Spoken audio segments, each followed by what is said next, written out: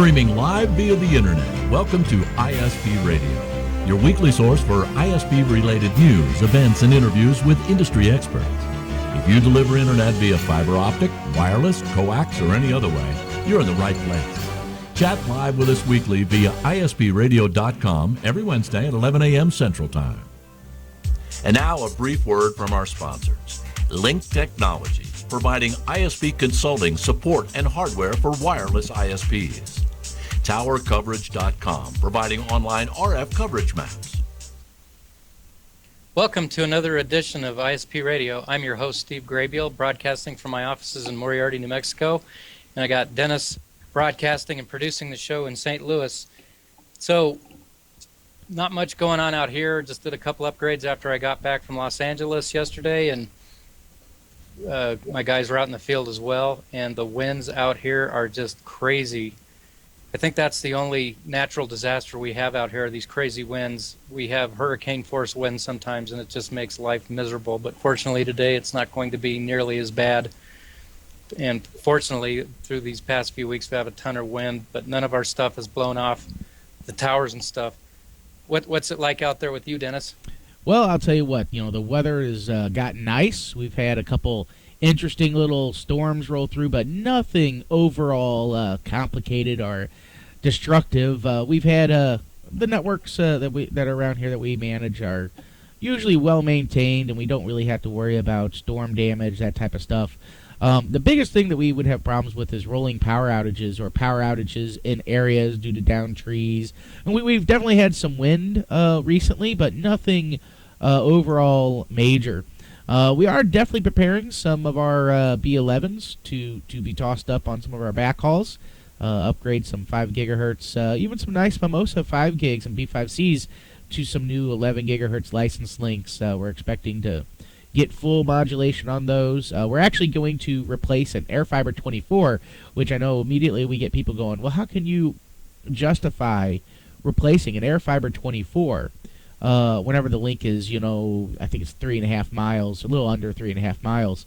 And simply put, in our rain zone, 24 gigahertz drops out. I mean, it starts raining.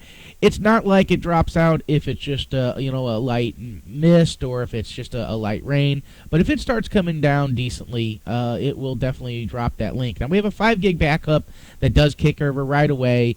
We don't have too many issues, but it depends. We're coming up in the rainy season, so right now in this spring area in March, April, March, and June are usually big areas where we get a lot of rain.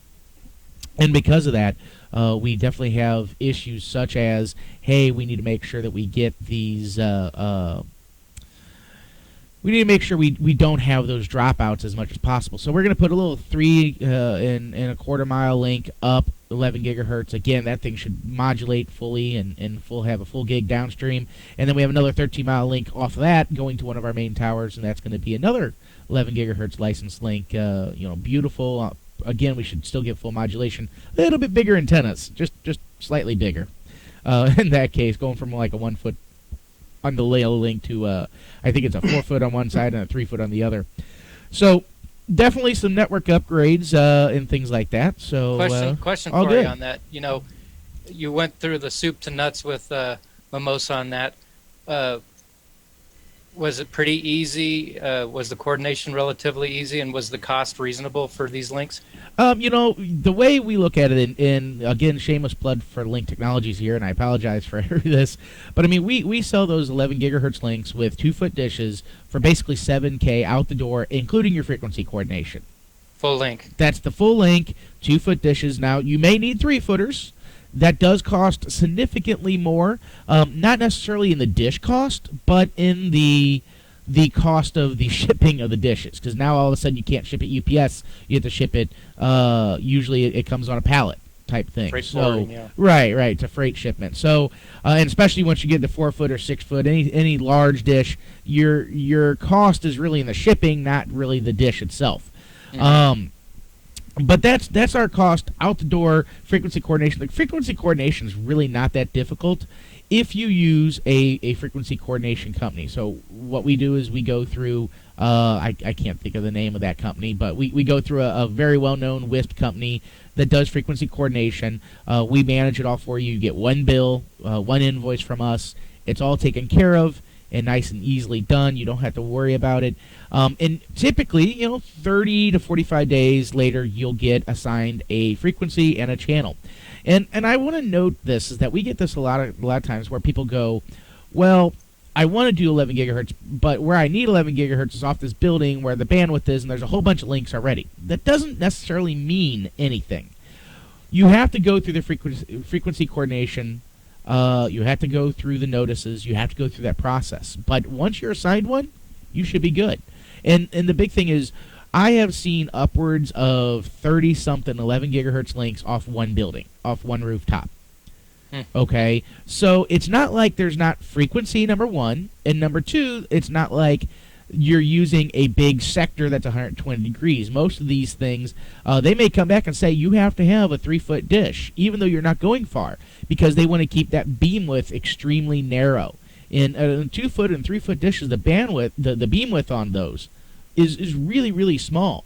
So keep that in mind, is that even though you think you may need an 11 gigahertz link, but you may have a whole bunch of other ones, all you have to do is do the frequency coordination. It's really not that difficult, and that will tell you if you can get that or not. And keep in mind, part of that frequency coordination fees is the FCC fees for filing and getting the license. So if you can't get a license, all you're out is really the coordinator's fees for trying to get to the license. You're not out the big chunk of money, which is the actual fees for the license. You see what I'm saying? So it's not like you're sitting there wasting money. You're trying to get a license. You're paying someone to do the due diligence to get that license correctly and in a decent time decent time frame. In all honesty, you're anywhere between 30 to 45 days. Typical is to get that, assuming you have all the data. And companies like Mimosa, they make a frequency coordination tool that you can look at and that you can use, that you can help figure out should there be frequencies? Is there a lot of stuff? We have a lot of stuff in our area with the local 911 facilities. They built 16 towers in the county, in our county, not outside of the county, just in the county. All of them are typically 250 plus footers, so they're decent sized towers, and they all have an 11 gigahertz ring around it for licensed radio operations for 911 services, police, fire, ambulance, that type of stuff. And it's really good for our first responders. But because they have these 11 gigahertz links, everybody's like, oh, well, they're using 11 gigahertz. We can't. Of course we can't. We don't shoot at one of their towers. We don't go through one of their towers, at least in these links. So there really shouldn't be any type of interference issues. Plus, we're going to probably get assigned channels that they're not using anyway. Or if they are using it, they're going to be outside of the scope of where they're going to be using it at. So you shouldn't have that many issues with getting an 11 gigahertz link. With the exception, there are a few exceptions out there. There are some of those where it is just simply way too costly and there's way too many links already there. I've seen it before, but the majority of the time you don't have much issue. I have not had much issue with getting licenses for our customers. Well, that's good to know that it went pretty smoothly for you. Yeah.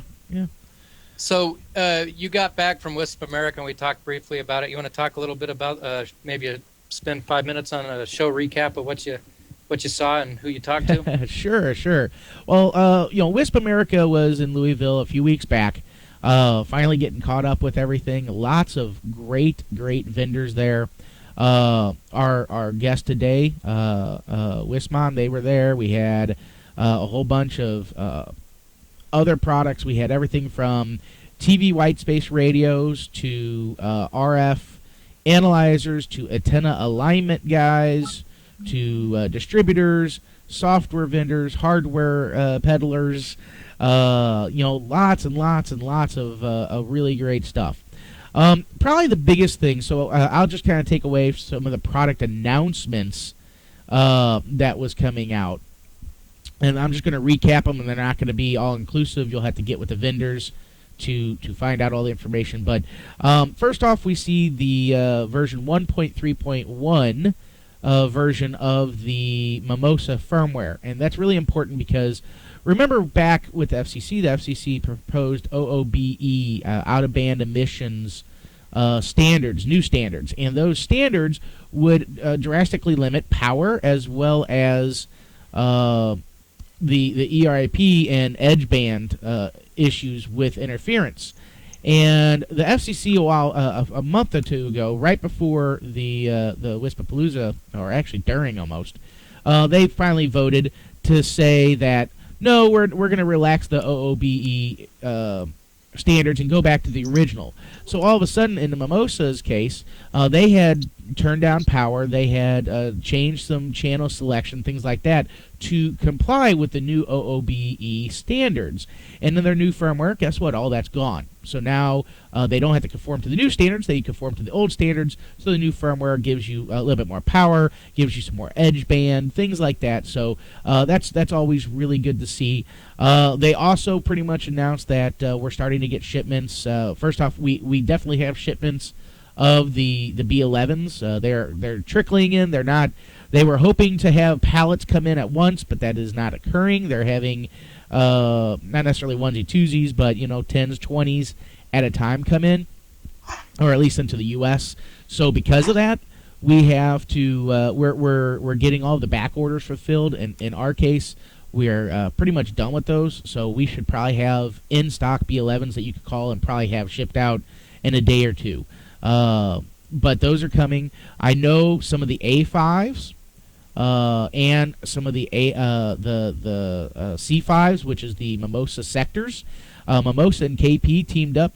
Basically, Mimosa said, we don't want to make this nice, big, highly integrated, highly capable 4x4 MIMO antenna, sectoral antenna. And Mimosa teamed up with KP Performance, which has been a vendor that's been on our show before and probably will be again.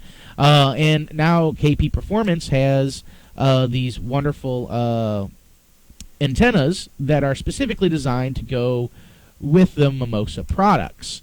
And that's a really good thing for Mimosa. It's a really good thing for KP. It's really good to see vendors in our space, if that makes sense, work with each other. If right, that makes sense. Together. Yeah, working together. So we're starting to see the A5 and the A5Cs. We're starting to see those trickle out. And I'm gonna toss some of those stuff up on the little slideshow here on the video. But in the access category for Mimosa, we have the A5Cs, which is a 4x4 MIMO product. We have the A5s, which is their omnidirectional antennas, even though they're not omnis. They stress that very, very much. We'll have to get Mimosa on here to talk about that. But those are starting to trickle out. And then, like I said, they are going to have the antenna. The antennas are being made by KP for the A5 Cs, for the A5Cs. So really, really neat stuff. High-end capacities. The custom engineered antennas are really, really cool. Short couplers, really neat design. So really good stuff on that. Top and bottom shield. The shields are already built into the sectors. So that's probably one of the big things that we've seen at the show. The two other big products that we will talk about, one will be Ubiquity. Ubiquity, of course, announcing plenty of their stuff on their. They're going to get GPS to work, maybe the third time's a charm, I guess. I don't mean to pick on them, but there you go. They also announced an 11 gigahertz radio. Imagine that, an AirFiber 11. Saw that. Yeah. There was some, we'll just say some heated discussion about those products, specifically inside the radio design and a couple other interesting little tidbits that, again, in our case, we really won't go into. But their Fiberex, they've announced an 11 gigahertz product. Of course, ultra low cost, as they always say, disruptive pricing. In all reality, I will tell everybody that you're not going to want to wait for these if you need 11 gigahertz now or within the next few months. My assumption is they will not be out for several months. if not later this year or at the end of the year, would probably be my expectation. And I'm only giving that because of their history in announcing and releasing products.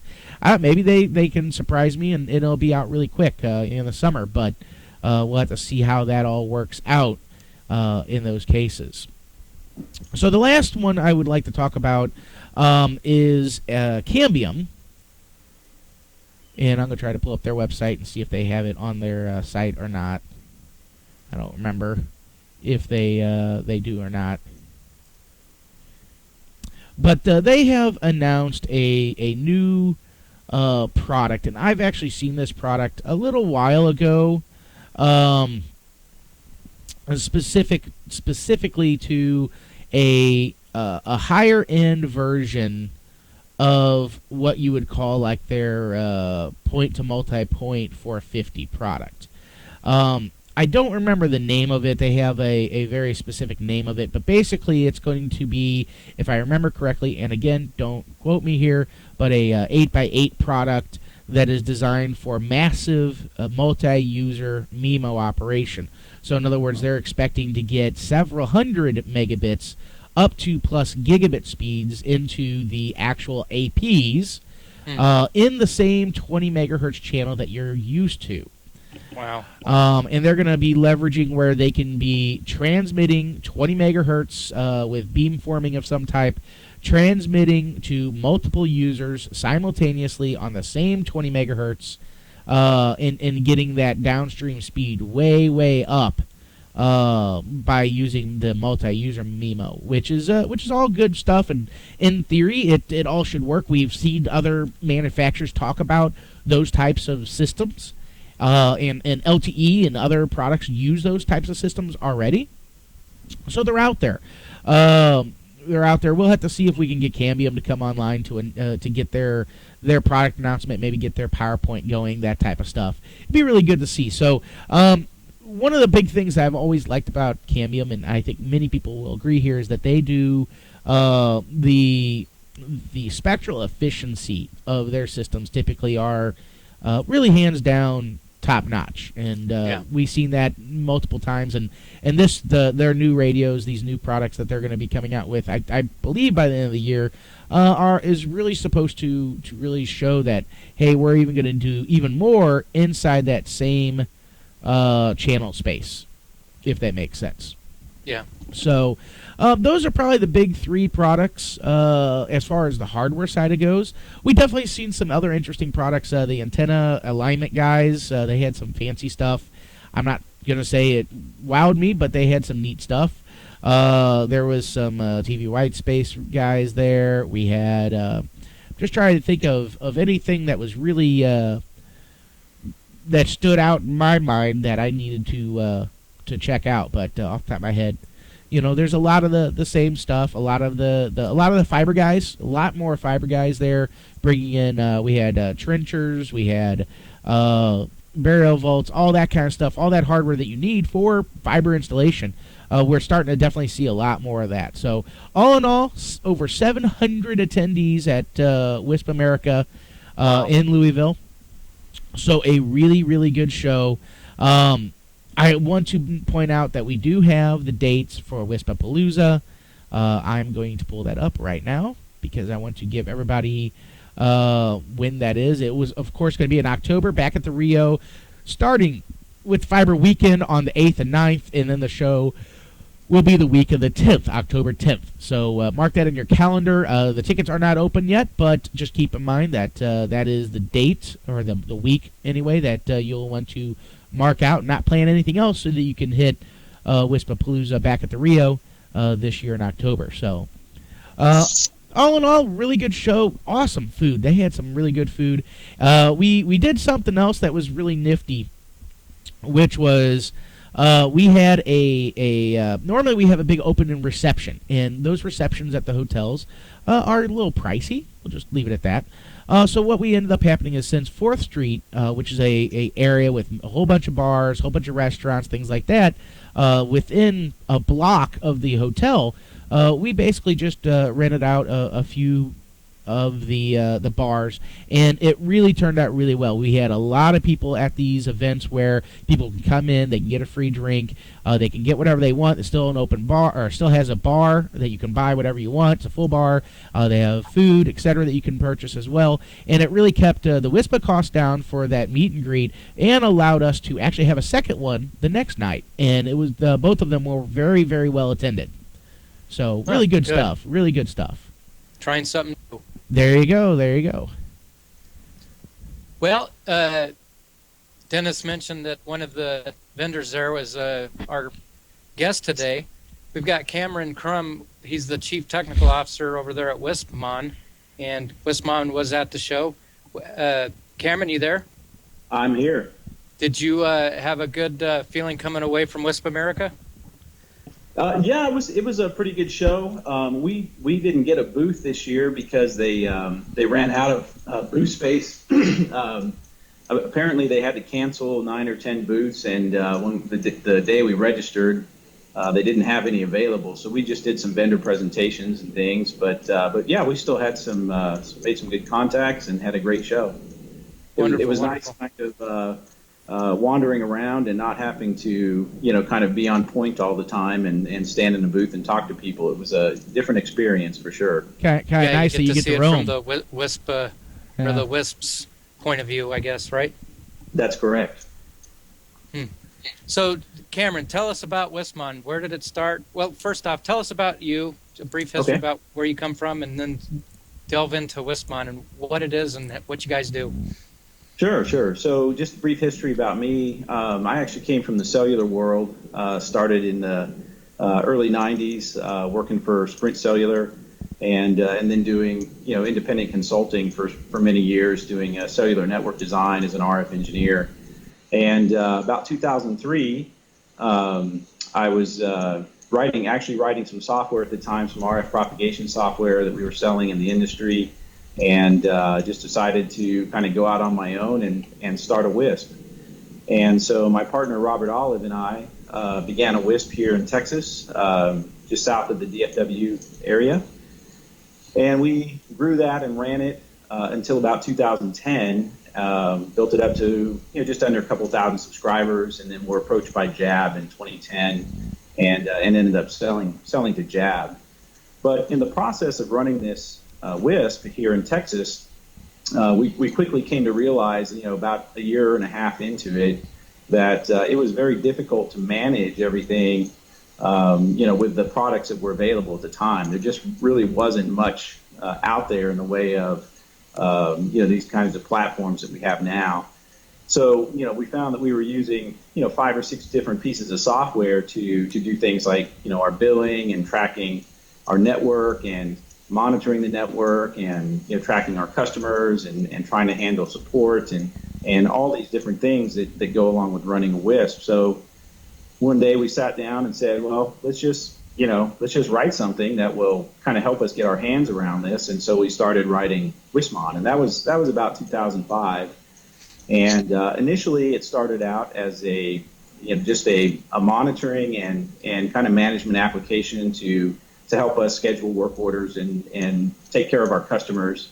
We built basically a little CRM into it, of our own, and had it doing some simple network monitoring and then mapping it. And from the cellular world, we always used, especially using RF tools all the time. I was used to seeing everything on a map, and I wanted to be able to see everything, where my towers were, where my APs were, where my customers were, what their signal strength was, and have that updated all the time. And so that's really where it started for us, was to be able to just kind of get our hands around our network and the management of that. So that's kind of the genesis of the program. Of course, evolved over the years, and about 2008 or 9, we were actually at a MUM conference, and I was using our software, and a couple people were standing around, behind me, and they said, well, what are you using there? And I said, well, it's just stuff I wrote to help manage our system. And they said, well, can we get a copy? So that's kind of how we started selling the product.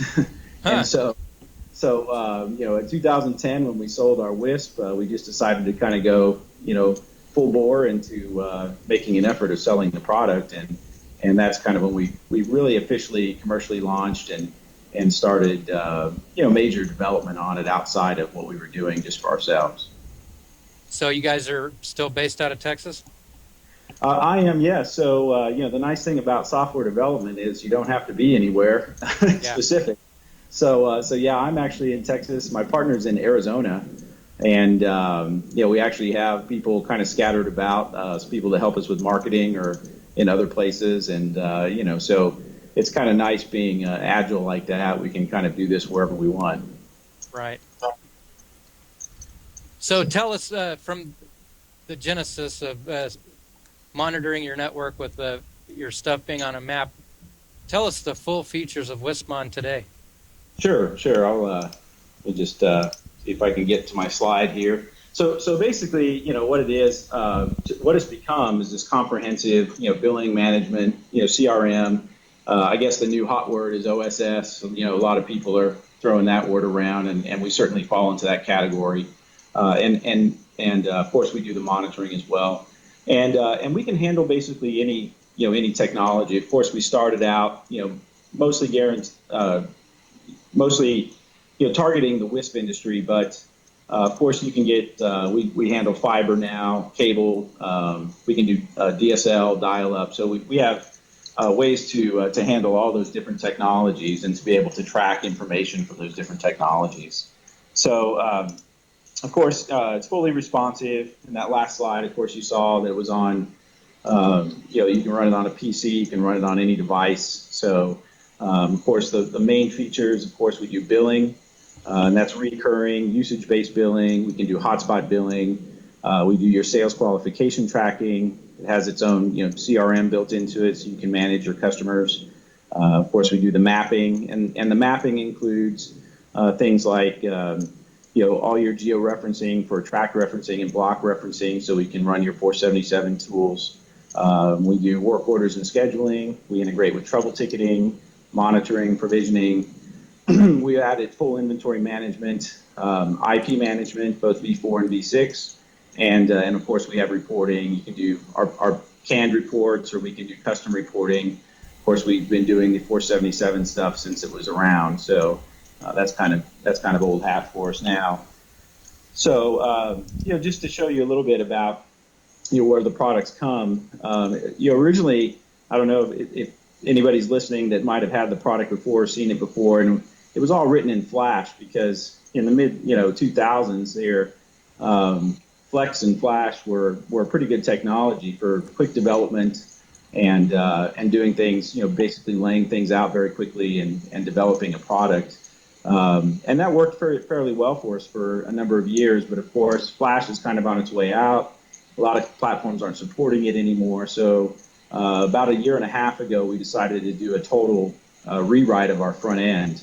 And so we completely redesigned our front end. We made it fully responsive using some of the latest technologies. It's basically built, the front end is all AngularJS, which is a really nice framework. And so it works now on any device. We can run it on a PC, on tablets, on mobile devices. And there's a lot of benefits to that, right? So one is your technicians can do things like complete work orders in the field.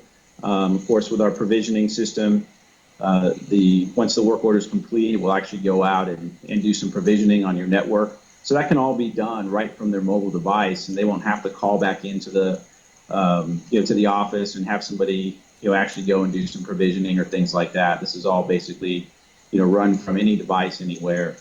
So they can complete work orders. They can have customers read over documents. They can sign them right there on the tablet or the phone or whatever. All that stuff goes into the customer record.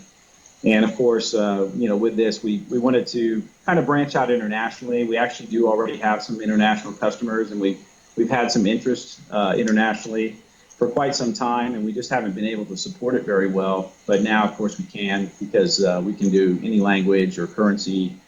And then with the responsive design and the dashboard front end, we can customize that as well. That's actually customizable by the end user and the roles they have and things like that.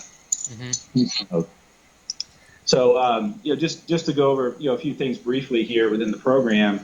We basically it handles. We kind of say it handles everything from soup to nuts, right, for your operation. So from the time the first person calls in, looking for service until they cancel service, if they ever do, we can basically take care of that customer and everything that they might need throughout that life cycle.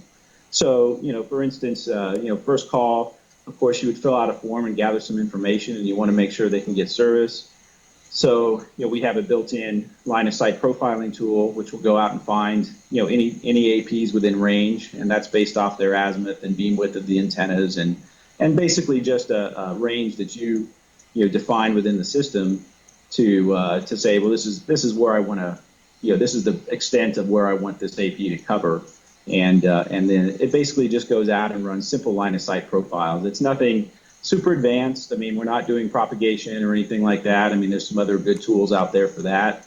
We're just kind of giving you a rough idea. Is it going to work line of sight wise? And it uses both terrain and clutter, so you can see, the trees or any vegetation or whatever that might crop up there. And so this just is give you a rough idea on whether or not this person can get service. So this is nice because you can do it right there while you're talking to them on the phone. You can use this while you're in the field, so if you wanted to see if there were some better towers, maybe you got to a house and somebody you couldn't see the tower that they thought, you can run this again and see if maybe there's another tower they can hit. So just it really helps to simplify that process and to save some time and not having to do a physical site survey unless you think you really need to. Right. So with that, of course, it integrates with a work ordering and scheduling system. Right from the sales contact form, you can schedule a work order. So you can create, work orders from trouble tickets. You can create, miscellaneous type work orders. So things you might need to go out and do some tower repair. So you can schedule people for that kind of thing. Any other activities that you might need to create work orders for. And then, of course, we have a calendar system where you can go in and just schedule events on a calendar for anybody within your organization, or you can block off time and things like that. But it basically works like any other, Google Calendar or, iCal or any of those. So you can schedule things. So we also... I have a question for you on the scheduling. Yeah. So I contract out to some other WISPs in the area that have us do install work for them. Is this system capable of giving that company access to the calendar so they have an idea that it may be open, but it restricts them from adding people? Certainly, yeah. So you can set up, basically you can create your own roles within the system and then define what permissions that role has within the system. So for instance, there's two standard roles that come with built in, and that's an admin role, which basically has all permissions. And then there's a tech role that's predefined, that basically the only thing they can do is see their own calendar and process their own work orders. Okay, so they can't see anything else within the system. Now you can create anything in between that, that you want. So if you had salespeople that needed to be able to add to, certain calendars or certain events to certain technicians or whatever, you could certainly set up a role that would allow them to have those permissions. But certainly you could create a login, define a role for somebody, and the only thing they could do would be able to, see what's on the calendars and then add new appointments or something like that. Cool, thank you. Sure, no problem. So, and then, part of our dashboard, this kind of lower window on this slide showing, the schedule, the dashboard, basically, that portion of the dashboard, which shows scheduled appointments for the day, and then a small calendar showing you the events. And then if you click on those, of course, it'll show you the total event and everything. But the appointments are nice, especially if you bring them up on a phone. It kind of shrinks down, and then it gives you when the screen size gets small enough that it recognizes it's on a mobile device, it will actually bring up a button to launch a navigation. So from the appointments list under the map, you can actually launch navigation just by clicking on it from your phone. So it'll actually drive you, to where you're going. So there's some neat little features for, things like technicians and things like that. So ticketing, we used to have basic ticketing in the program. In version 4 now, we have a much more developed ticketing system. So you basically can create your own severity levels, your own escalation levels, the paths for the escalation, who's going to get notified. You can create customizable CSR checklists. So if you want to, create a checklist for a wireless system, or a checklist for a fiber system, or a checklist for a network problem. So these are all definable by you, and you can customize those so that when somebody creates the ticket, they can kind of go through that and almost use it like a script.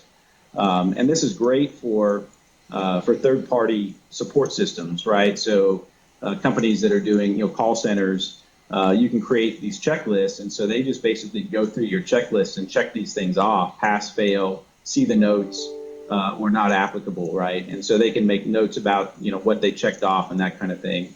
So basically, once they're checked, they become, and the ticket submitted, those things become static, so you can just go back and review them again. You can also, of course, add lots of notes. You can reference other tickets. So if you have multiple people taking calls, and maybe you get 3 or 4 calls about the same thing, so you're not scheduling customers or technicians to go work on the same problems, you can actually reference tickets together so that once the primary ticket is resolved, it will go ahead and close out the other tickets. So it basically manages your tickets for you, so that you don't have to worry about things that are dropping off the map. And so you also get notifications based on the escalation levels and that kind of thing for when these tickets are, they're basically overdue. They can be set up to be time based, so that you can make sure that these things aren't falling through the cracks. So the other thing we do with ticketing is that when you bring up a customer record, if there's a network issue that is affecting that customer, and because we track every customer throughout the entire network, we know what AP they're attached to, what backhauls those are attached to, what routers those are attached to. So any network equipment that has an open ticket on it, if you open a customer that is called in, it's going to show you that there's something in the network path that may be too far. Thanks to new Dirt Destroyer, the most powerful Old Spice body wash ever made, he doesn't. So, okay. Sorry about that. Woohoo! Ad! A free ad for Old Spice. Yeah. In the middle. No problem. Nice. Okay.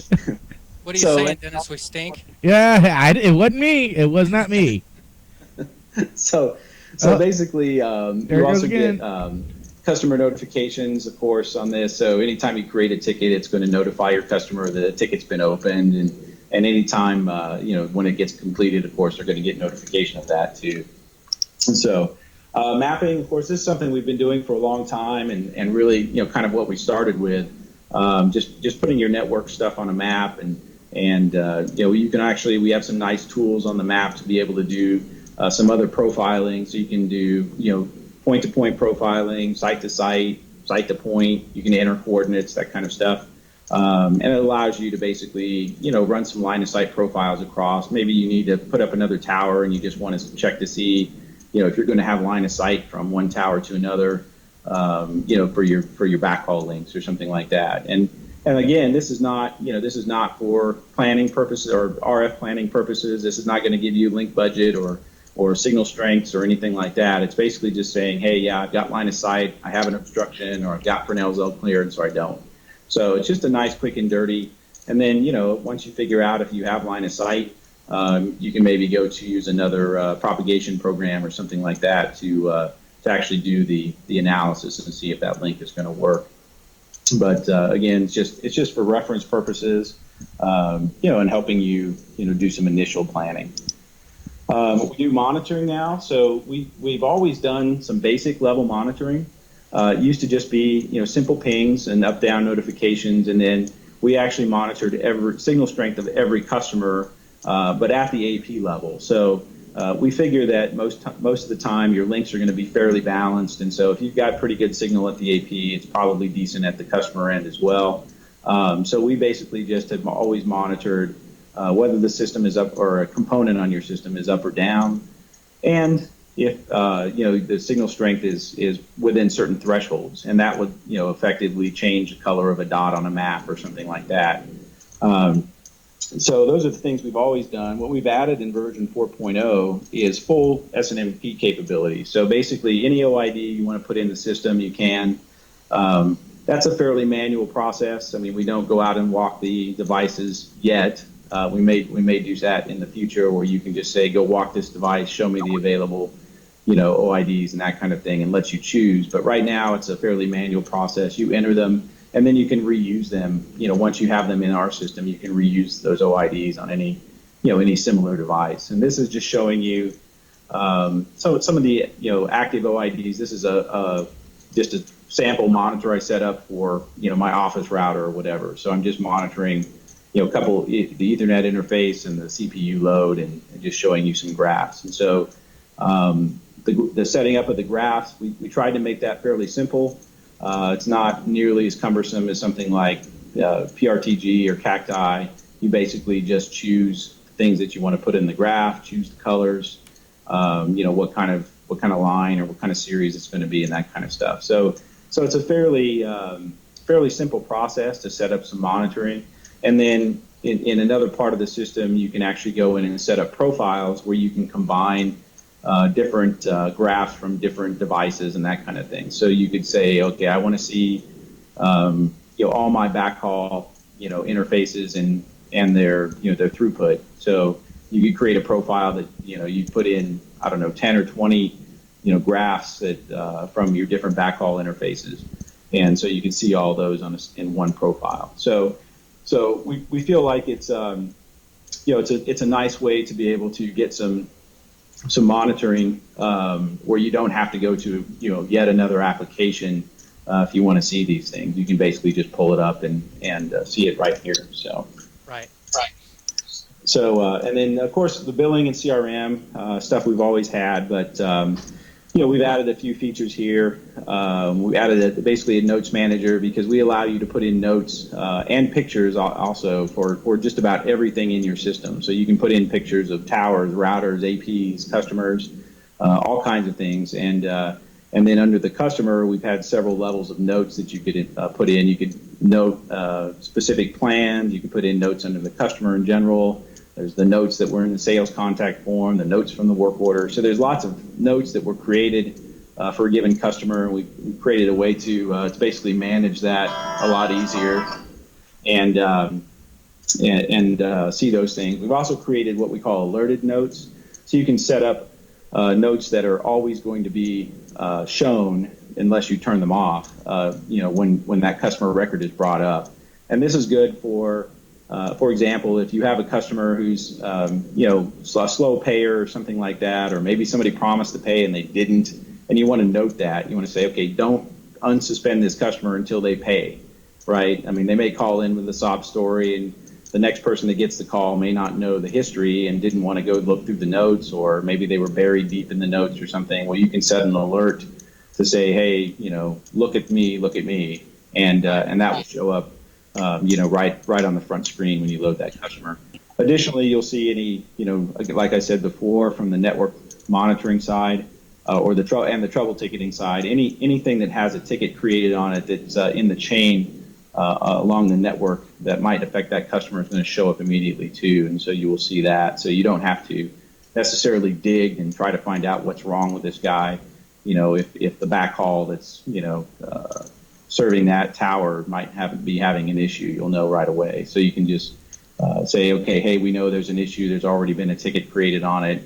So, we'll let you know when it's done. So, of course, all the billing, invoicing, any transactions you want to take, any, that kind of thing, payments, credits, debits, taxes, all that stuff, of course, is built in.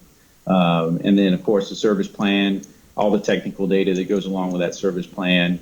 Any changes you make to the service plan, whether you change a radio or change speeds and that kind of thing, those will fire events for our provisioning system, which we'll get into in just a minute here. We also do full inventory management now, and this is a new feature for us.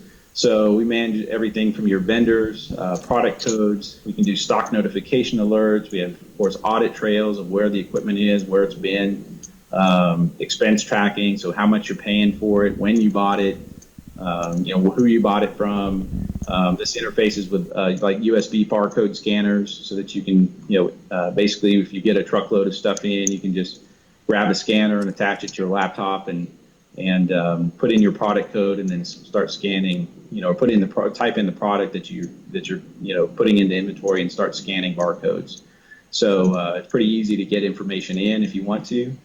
We also do RMA creation and tracking, and the creation side is not as probably automated as I would like for it to be, but that's mostly because every vendor has a different process for doing that, and some of it's very manual. So some of it's, you have to send an email and this kind of thing. So for the ones that we can create RMA codes for, we do. For the other ones, basically, it's still a manual process. But we do track those. So once you actually create the RMA, we give you the ability to put in the RMA numbers, any tracking numbers that might go in. Once you send it, we can track your send dates, your expected receive dates, and then we notify you if it's gone beyond a certain point from that expected receive date. So, and then we give you instant links to the tracking numbers to be able to pull those up so that you can monitor that activity. So, provisioning, which I kind of touched on a minute ago, this is something that we've done for a long time too. It's very vendor agnostic. Basically, we're just using SSH and putting in scripts. So just you can put in any script you want and then pull variables from the database. So we give you a list of variables that are available of information that you can pull, and you can just write a script. Just like you were sitting at a command line for a router, a MikroTik router, if you want to add something to a Radius server. So basically anything you can think of. If you can script it, if you can write it on a command line, you can put it into our system and pull variables and then attach these scripts to certain events. So, for instance, when a plan opens or closes or it gets suspended or unsuspended, or you change a MAC address or you change an IP address or you change a speed. So any of these things and more, of course, will fire provisioning events, and you can attach these scripts to them so they will actually go out, log into your equipment, and perform whatever activity it is that you've defined. So it's pretty versatile and flexible, and we don't have to find people's APIs and then worry about if they change them or that kind of thing. So we think that this is a pretty good way to do it. So, and of course, you can create your own scripts and create your own events and that kind of thing as well. So that's kind of the quick run through. And I don't know if there's any questions out there, or if you guys have any questions for me. Well, yeah, for sure. Okay. You mentioned that it's IPv6 ready to go out of the box, right? Sure. Yeah. And I'll tell you, the IP management side, and basically what we're doing is we're tracking IPs that you're assigning to customers. So we allow you to put in ranges of IPs, attach those to, for instance, a router in your system that will ultimately assign that to a customer, or a router that you're going to make a static assignment on or something like that. So anything where that IP address is coming through that device, you can attach that range of IPs to it. And then when you install a customer, you choose the IP from a drop-down list of available IPs. And then once that IP is used, it's no longer in that list. So by IP management, that's what we mean. So we're not doing any provisioning of IP addresses necessarily, unless you're doing something with that in the provisioning scripts. But basically, that's just pulling from the customer record. We're just tracking them for you and making sure that you don't, double up on assignments. Right.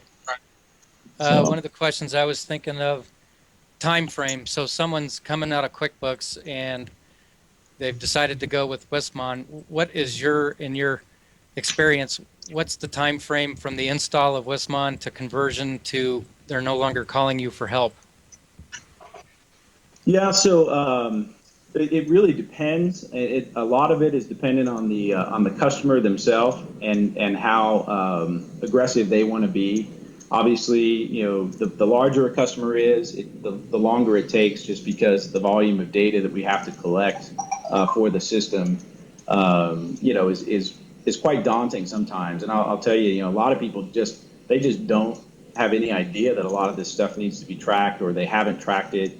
And when they finally get into using it and using the system and tracking this information, people often find that it really streamlines their operation.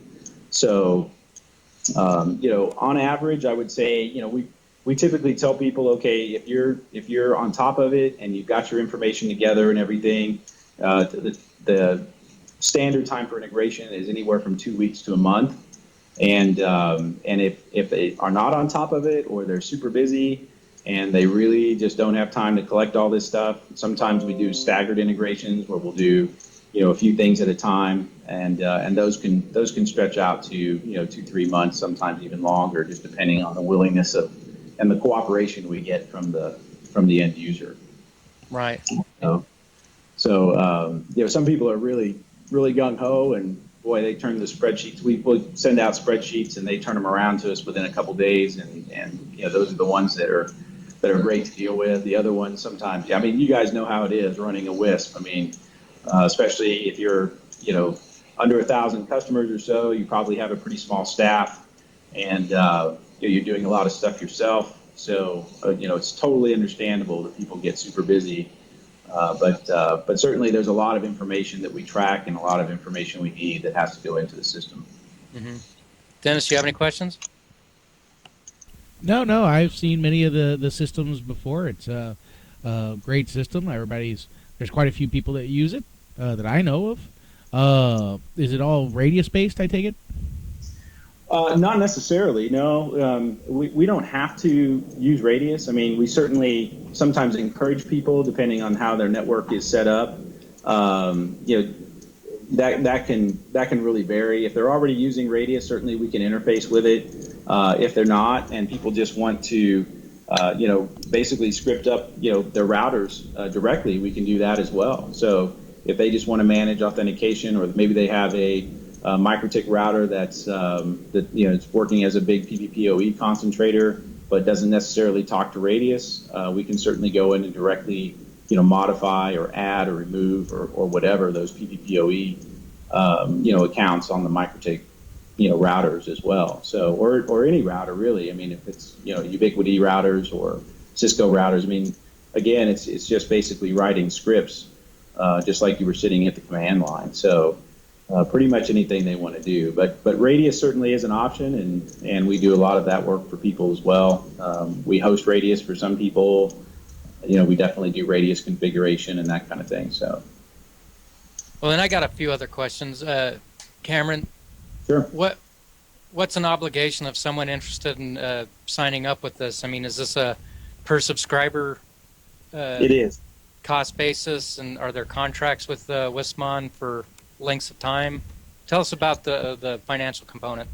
Sure. So to get started, we like to think that we're probably the lowest cost to entry within the industry. It's a $249 fee to get started, and that basically gets a virtual private server set up, your database configured, all your initial data loaded, any training that might have to happen for your staff. We basically just kind of bend over backwards for people when they first start to get them online and to make sure that they can use the program efficiently. And there is a lot to the program, and so it does require some training. It's probably not something you just jump into and start using from day one without any foreknowledge of how to use it, just because of the number of features and the volume of information that's in there. But certainly that's something we do. And then going forward from there, pricing starts at just over. In fact, it's on our website here. I can bring it up real quick. So it's basically our most expensive plan, if you're using one of our preferred merchant accounts, is $1.05 per sub per month. So, and we are a hosted solution, so we do charge on per subscriber basis.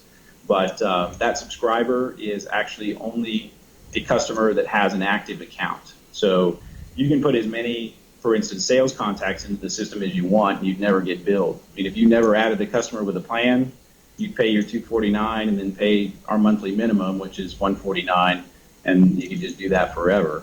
But basically, we only bill for active accounts. something that we're actually monitoring or doing something for a customer. So there is a monthly minimum, as I said, it's $149, and that's only until you get to 150 subscribers. Once you hit 150, you start paying the per subscriber rate per month. Now, in my case, I give away free internet to certain groups, and I give discounted. But I mean, the giveaway would be like to a church organization. That would be a paid-for subscriber, even though I'm not collecting any money. Correct? Yes, because we're still doing something for that, right? Right. So right. the system's still monitoring them, or it's still keeping contact with them. You can still create things like trouble tickets and work orders for that customer. So basically, if we're having to do something for the customer, we charge you for it.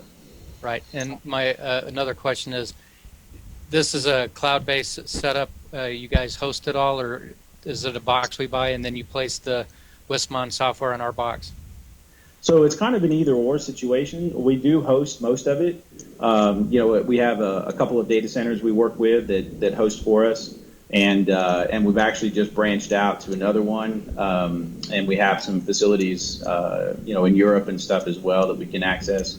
But we do also, if people really want this hosted at their site, as long as they have the capability and can bring up the servers to our specifications, and of course give us kind of unfettered access to it, because we're constantly making upgrades and adding new things. We can certainly allow that. It doesn't have to be hosted at our facility. And is there any benefit cost-wise of doing it at your own facility? No, we still charge the same amount, just because we're actively managing it all the time. I mean, obviously, there may be benefit to you just because it's local. Things may run slightly faster. You don't have to go across the internet. That kind of thing. But basically, there's some people that just don't like it, in the cloud per se. And to overcome those objections, we say, fine, you can host it yourself.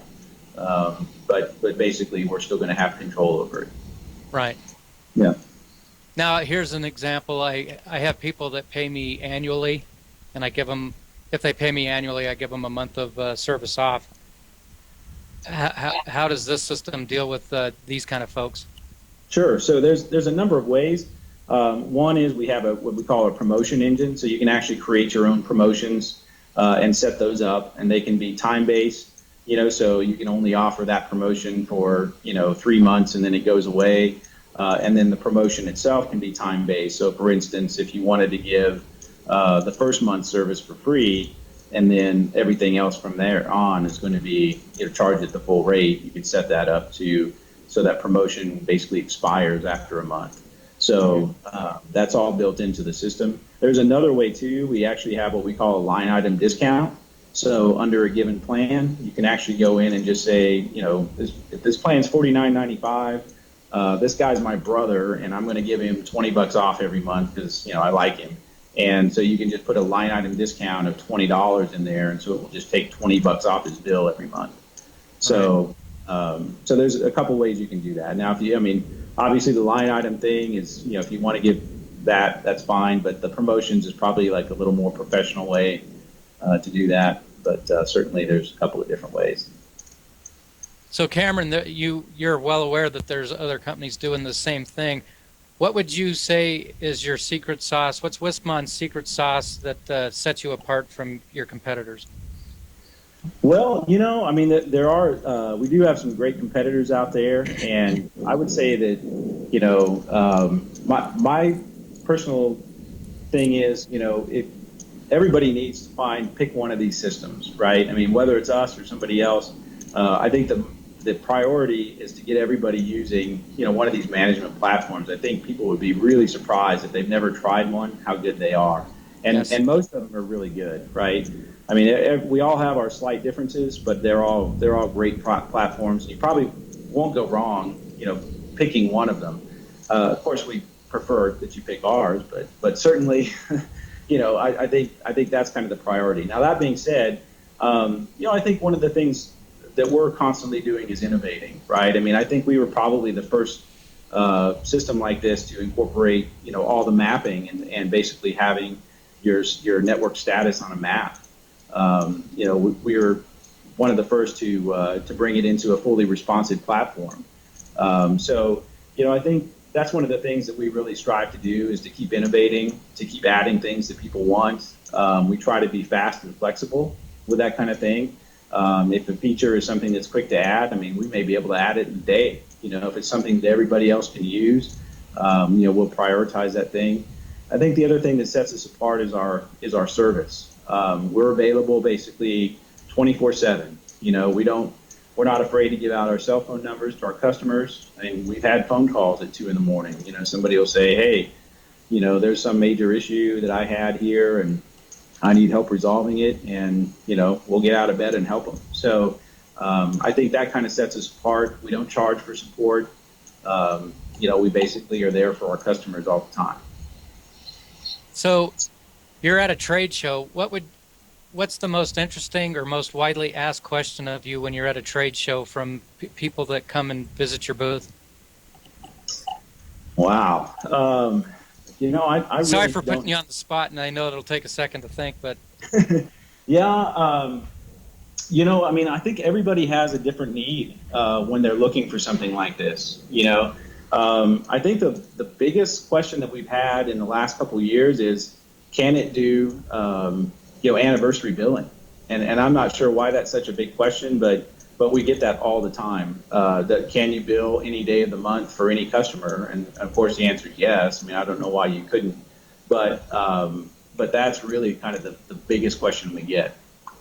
Gotcha. You guys integrate with all the card processors, IP Pay. Yeah, we do. IP Pay, ProPay. Anybody that can handle authorize. Certainly we have our preferred providers, right? So, and our pricing is adjusted based on that. If you use one of our preferred providers like IP Pay or ProPay or our Aristotle's our preferred provider for authorize, basically we give you a discount, on the service. Now, if you bring your own merchant account, that's fine too, as long as it'll interface with authorize.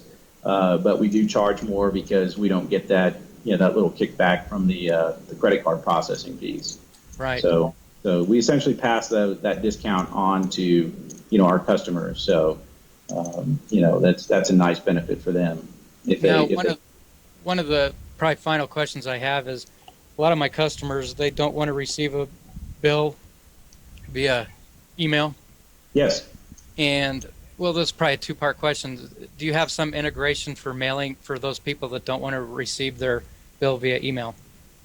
We can. So, basically, there's obviously you can just print and mail them yourself.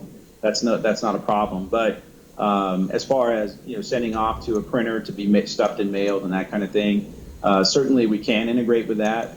Once again, it goes back to the thing that sets us apart is this flexibility that we have. And, we do a lot of customizations for a lot of our customers. And that's been one of them that we've done in the past, is being able to interface with, whatever mailing service that you want to be able to work with. Right. So we can export files, send them off automatically, whatever needs to happen there. I think the last question I have is a customer portal. Your system allows for them to have their own portal that gives them information about their billing and the condition of their service. What exactly would a customer see in a portal? Do you have the ability to show us a customer maybe? I probably can't bring one up right now. It would take me a few minutes to find a username and password that's acceptable. That I'm not going to show you somebody's private information. But, no, absolutely. Yeah. So, and I don't want to waste the time on the air here, but basically, it's a very simple portal. It's actually customizable by the end user. We just give you essentially a template to use. And of course all the JavaScript stuff that goes with that, and then we allow customers to either just use our kind of default template, or they can build their own around that. So it might look different for every single company that has one, depending on how they've customized it.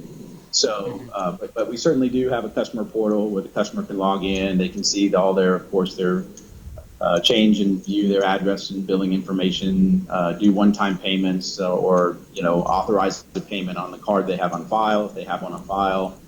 They can change their payment types, that kind of thing. If they're usage-based customers, they can see their usage for the month, their current usage, their past usage. They can view and print invoices and statements. And so it's a pretty full-featured customer portal. And, it's, like I said, fully customizable by the end user or by the WISP itself.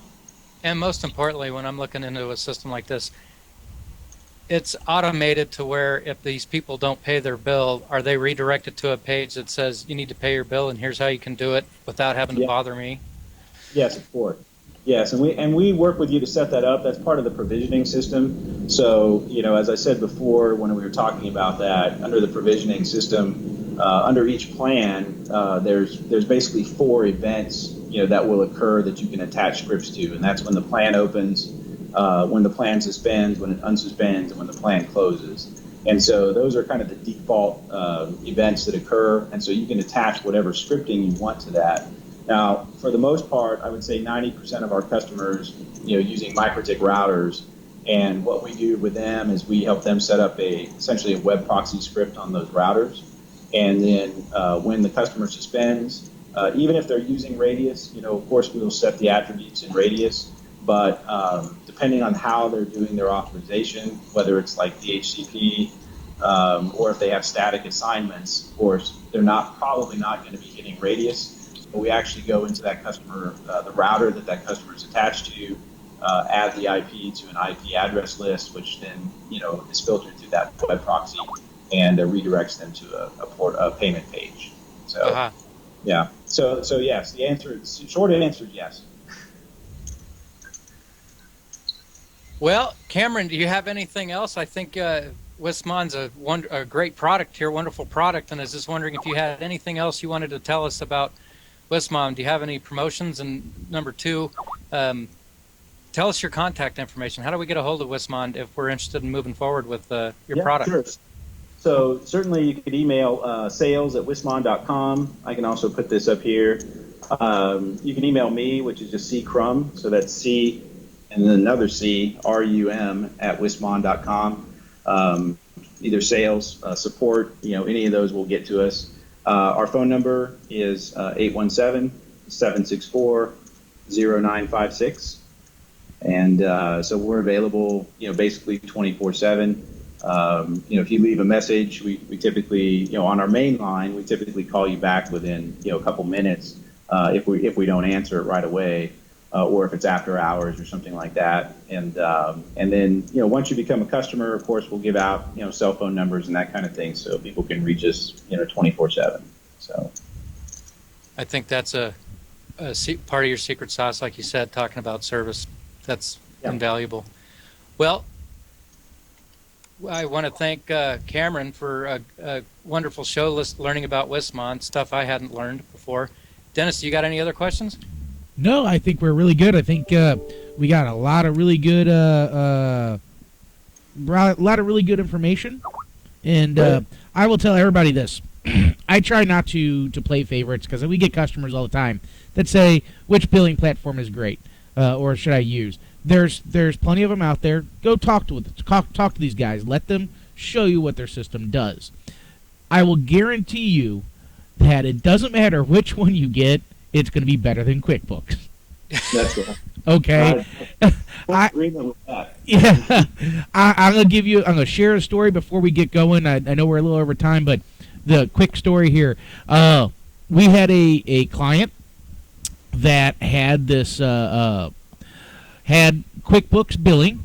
We're talking, I don't know, something like it was a lot. It was something along the lines of like 1,500 subs, and they're using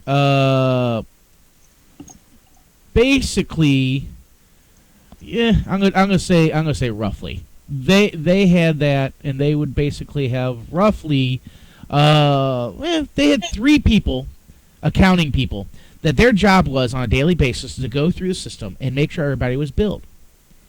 So they literally had 3 full-time accounting people just to take care of billing. I understand that would probably be great if you had 4 million people, or 10,000, or 20,000, or something like that. But at 1,500, They shouldn't have that much. They went to a new billing platform, and once everything got converted over, they basically could bring that down to a daily entry into their accounting system. Basically, they got an email stating here's what it should be. They could verify the deposit was into their account the next day, and then they entered that into their accounting system, basically as subscriber income. So their accounting system is still a different platform, but their accounting system only needed one entry per day, and they didn't have to do nothing else. So they dropped from, of course, 3 people to 1. Imagine that. So, right, reduce expenses and increase cash flow. Yeah, exactly. I mean, back in the day when I was at QuickBooks, it was a bleeding wound. Oh yeah. Yeah. Yeah, I mean, we get similar stories all the time, and it's not just on the accounting side either. I mean, we've had people tell us, they've saved, 85% of their physical site surveys just by, using the qualification tools that we have, and that's a significant savings because, I mean, you're talking about employee time, you're talking about truck maintenance, gas, lots of expense there. So, I mean, it's really hard to quantify what the savings was, but something like that where you go from site surveying, 100% of everybody who calls in to, now maybe only 15 or 20%, that's going to be a big savings to your company too. So there's a lot of added features, and of course, we're not the only ones who do that kind of thing anymore. A lot of people interface with, for instance, tower coverage or whatever, and they can do that stuff through those as well. So, but certainly, getting into one of these platforms, whether, like I said, whether it's us or somebody else, it's going to be a great thing for your company. Yep. Well, again, I want to thank you, Cameron, for coming on the show. We appreciate it, telling us all about WISPMON. Dennis, All right. If you want to wrap up the show, I got to get rolling, and I'm sure Cameron and you do too, Dennis. Yep, let's wrap it up. Thank you for listening to ISP Radio. We hope you've gained new insights and additional wisdom in our industry as well as your business. Please remember to visit our show sponsors via the links on ispradio.com. If you're interested in becoming a show sponsor, contact us at sales@ispradio.com. Now go out there and push those packets as fast as you can. Good luck and Godspeed.